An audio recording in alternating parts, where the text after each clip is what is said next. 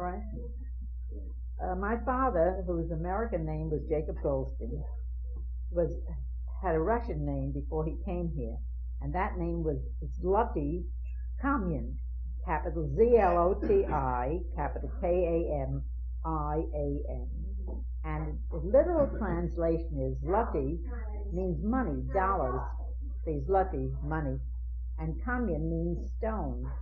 And so when he came over, the men at the customs office asked him what his name was, and he said, Yankel, Jacob, Zloty Kamyan. And they said, well, Zloty means gold, and Kamyan means stone, and so your name really is Goldstone, or in Yiddish, Goldstein, Stein meaning stone. And so we always tease, they say, therefore your name is Goldstein. And we used to tease my father, and we would say, why didn't you take either gold or stone? But being Jewish, you had to take them both, Goldstein. So then we were Goldstein. Well, he was born in a small town in Russian Poland called Nizhny, capital N-I-S-H-N-E, Nizhny Novgorod, N-O-V, O-D, G-R-O, Novgorod. Now, my father came from a very large family. I think there may have been as many as eight brothers and sisters. And as Eddie Gould, my cousin, told me just recently, he said our family weren't very long lived. Our grandmother died at about 93, and she was very young. Her sister died at about 105, and her other sister died at 120. So they didn't live a very long time. I'm not sure how long the men lived, but I think that my father's father, died at about 93. In Russia at that time, and now too. Well, your father died in the 80s, and yeah, run over. Yeah. And when in those days, and now too, they used to take the young boys into the army. They were drafted. And in fact, if you read many of the stories, you'll find that they took some of the kids in when they were 6 years old. They converted them. They never went home to their families. And they had to buy their way out. And then when my father was 17, and at that time he was probably slated for the army without any exception, he somehow or other got out of Russia and came to America. And he probably came over steerage without 2 nickels to rub together. And in those days, when they came over, they lived with relatives, and they worked for relatives. And they really worked in sweatshops. You can read in Howe's book, The World of Our Fathers. They worked and slept in the same room, and they worked for very little. And I guess my father was very ambitious, you can see by his children and by his grandchildren. He saved up enough money, and since he was young, he didn't have to send home for a wife as some of them did. He used this money to buy merchandise, and he became what they called a customer peddler. In other words, he had a pack on his back, and like John Jacob Astor and the others, but he never made it to that elevation. But they traveled all through the United States, selling. And when they made enough money, enough profit, he came back and he opened his own clothing factory. And he manufactured clothing, and he employed relatives and immigrants who came over and had nowhere to live and so on. And then somewhere along the line, I remember that there was a cousin of mine, a nephew of his called Mendel. Now, what his second name is, I don't know. And he was running the business while my father was evidently out making more money some way. And there was a fire. And when my father came back, he decided that he wasn't going to have an absentee factory anymore. And he took whatever money he had, and that's when he went into the real estate business. I don't know what year that was. Now, my mother, on the other hand, and incidentally, my father we just figured it out. My father was born in 1848. He was 17 years old when he came over. That meant that he got here in 1865, which was just at the end of the Civil War. And he died in 1935 when he was 87 years old. And as Arthur just said, he had been in an automobile accident. His heart was very strong, and he lived several weeks in the hospital after the accident, but he never quite came out of it. Now, my mother, on the other hand, she was born in Warsaw, which is also Russian Poland, but at a very young age, she went to Germany to a place called Stettin, Stettin, and another place, Grossstetten, which is gross meaning large, Grossstetten, Grossstetten. And they were in business. My grandmother and grandfather were in business. They got into some kind of trouble with the military and had to make a fast exit, and they came to the United States having lost all their money. I think they had very little, and their jewelry. But it's strange that with coming out without their money, somehow or other they rescued the Torahs, 2 Torahs, that's the same kind that you see in the Ark in the temple. My mother was an only child. They came over while she was quite young, and she went to school in New York and graduated from school here, and then went to work in my father's factory, and then subsequently married the boss. But he was 17 years older than she was, and he often told the story.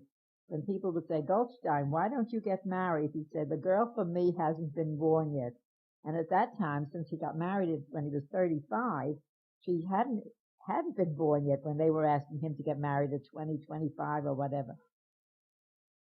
So the only place that I remember when my father bought this house at 341 East Houston Street, bought this house for my mother and put it in my mother's name, and was always supposed to have been a present for her. I had 3 sisters. We were 4 girls. And by the time I was born in 1900, we were living in this house. We had the entire floor. It was a tenement house. My father was a very forward-looking man. I think when we bought the house, it probably had candles or lamps, I don't know. Then he installed a gas light. And then when electric came in, he installed electricity. I think when he bought the house, the toilets were probably in the backyard. Then they were in the hall. Then they were put into the house. Then he put baths in the house. And he put tiles in the bathrooms. So by the time we gave up, we were married and moved out and whatnot. It was what they call a new law tenement instead of an old law tenement. Was that stuff they do himself? No, he hired people for it. I remember one story of a man whom he had hired to do some of this work, and he wanted payment for the contractor wanted payment for his helpers, and he wanted the money every week so he could pay them.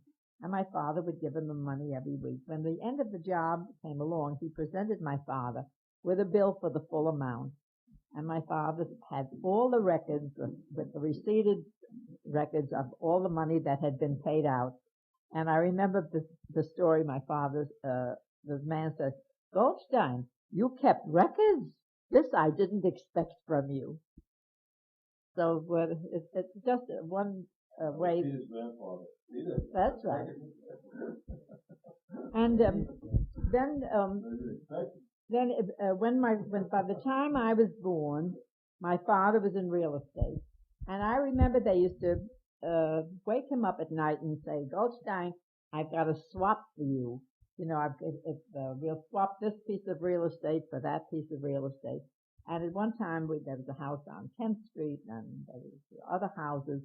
And then we finally acquired a farm. The farm was up in the Catskill Mountains. And the way we got the farm on a swap, my father gave up a piece of real estate for the farm plus another piece of real estate. And that was another indication of his astuteness, because we got this farm which had either 40 or 80 acres of ground. And on the farm, there was a cottage which we lived in. And we had our own little garden where we grew all our vegetables. A truck farm, where we, just for ourselves, carrots and peas and string beans and potatoes, corn, radishes, that sort of stuff, scallions. And, but on the farm there was also a small hotel, and we would rent out this hotel to somebody who would run it. And for a price, each person that ran it had a following. So we would rent it for the season for, I don't know, X number of dollars. And the amount of money that we got for the hotel was enough to carry all the expenses, taxes and interest, and carrying charges on the farm. So we had a summer home, which cost us nothing because it was carried. We had horses, we had cows, we had chickens, we had hay. I used to go out and eat the strawberries, trample on the hay and eat the strawberries and eat the blueberries and the blackberries right from the bramble bushes. And in the winter, there were very few Jews in the area. And in the winter, our neighbor, who was Christian, a man by the name of Snyder, would take care of our horses and our cows in return for being allowed to cut as much wood as he needed, for using the milk from the cows, and for cutting all the hay and using it. So we had all this barter system going on, and we had a summer home, and which cost us absolutely nothing. The neighborhood, those days we didn't have racial equality or any of that stuff. I remember there were farms in the neighborhood that had signs on no Jews or dogs allowed. But there were enough Jewish boarding houses, that now became hotels, but those days were small hotels that weren't isolated. And one year we had the man who ran the hotel had only Jewish actors. He had the Tomaszewskis and the Mannies and the others. And my mother would teach us. She was point to a woman who was all dressed up very fancy, in the morning, and say, "See that woman? She's all dressed up because she wants to make an impression. But you see the other woman, the one with the curlers in the hair and the house coat? She's Mrs. Tomaszewski. She's a big star. She doesn't have to make an impression, so she doesn't have to show off." And this was the small ways that we learned. Now, these people at the hotels played cards, and being very young, my father got this farm when I was 6 years old. I used to walk around there and watch everything. That's when I learned how to play pinochle and hearts and casino and poker, just by walking around and watching everybody up there. And we kept that farm until I was about, 16 or 17. And then my father swapped it again and sold it, and that was the end of that. So stop now. I have to, I get on one track and, yeah.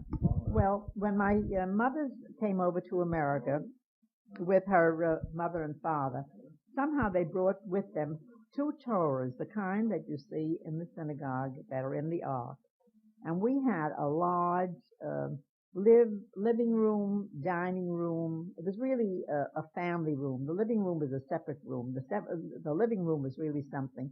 It was a separate room that nobody ever went into. The curtains were drawn. You had a fireplace with what they called a tidy on it, and you had overstuffed furniture, green plush furniture with mahogany woodwork around, and a rug and a table. And this was really only for company. This was really only for company. But the room that we really lived in was a family room. It was a kitchen, and you didn't have steam heated those days, so the kitchen was heated by a coal stove. And then there was a table that we ate on where we did our homework. My father and mother would play cards at night, no radios or television in those days. And you did your homework and you talked and bathed and everything else off that room. In this room we also had an ark, a small ark, the kind that they have on the bema in the temple. And in the ark were these Torahs.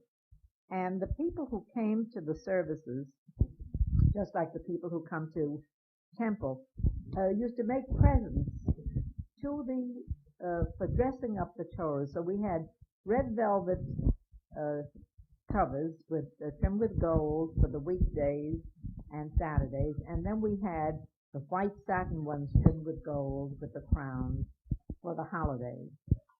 And every Saturday we had a minion. That means, the 10 people or more men who would come. No, there's somebody who came in. Now, I don't remember when my grandfather conducted the services. Of course, he died when I was about, 4 or 5 years old. And so we had the services, and these people would come, and I think they took turns. They were lay people who took turns. Yes, so he was the one that this was my mother's father, brought the Torahs over. And they would, then on the high holy days, everybody went to temple, but they would come back for reading the Torah, and they would take turns reading the Torah. And on the Sabbath, after the services were over, we would serve a kiddush, and they would sit around then, and they would discuss the reading of the day, and that's where I got a lot of my information, because I was like a little pitcher with big ears, and would sit there and listen. And I remember one time I asked the question, I said, if Adam and Eve were the first man and the first woman, and they had Cain and Abel, and Cain killed Abel, and then Abel was sent out into the world among the peoples, who were the peoples? So they would say to me, Geshem Navisha Kindler, you go away, you stupid little, foolish little girl. You don't ask any questions. But they would never answer any of my questions. But I would sit there and listen to them talk. And this went on. I did, yes. The answer is that they were tribes, the Cain tribe and the Abel tribe, who went to marry and so on. Then when this went on for many years, and then gradually, just like now, neighborhoods changed. The type of people came, instead of being the cultivated, educated Jewish people that came in for the services. We began to have a feeling that the people that came were coming in for the kiddush and for the food at the end. And so my father and mother decided to present the Torahs to a local synagogue, which we did. And of course there was a parade through the street, and great honor done to the donees. Oh, that's it. Now, what else did I tell you? When my father, as I said, had a large family, and two of his brothers came over. One was Uncle Louis, and he took the name of, I guess he was Goldstein, and he lived in St. Louis. And he had two children, a son and a daughter. Both of them settled in Florida, in Miami. And they one was Sadie Rose, R-O-S-E, and she was the one we visited to try to get you in about the dental examination in Florida. She was connected with the Mount Sinai Hospital in Miami, Sadie Rose, and she had a brother, David Rose, and David Gold or Goldie. And as far as I know, he's still living there, but I don't know anything about him. My father's other brother was Uncle Joe, and he's the one that settled in Hartford. And took the name of Gould, and he's the father of Eddie Gould, Dr. Gould, who lives in Woodmere. And he had 3 children. One was Kiwi, and for some reason, he and Perry knew each other. He was an engineer too, civil engineer, and he and Perry knew each other.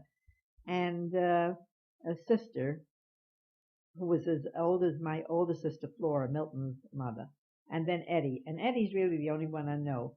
Now, Eddie's been telling me a lot about other relatives, but I'm not sure that they're my relatives, but they're not his mother's relatives. There's somebody by the name of somebody who is in the shoe business in Asbury Park, and there are others around, but he knows more about that than I do. A little bit closer.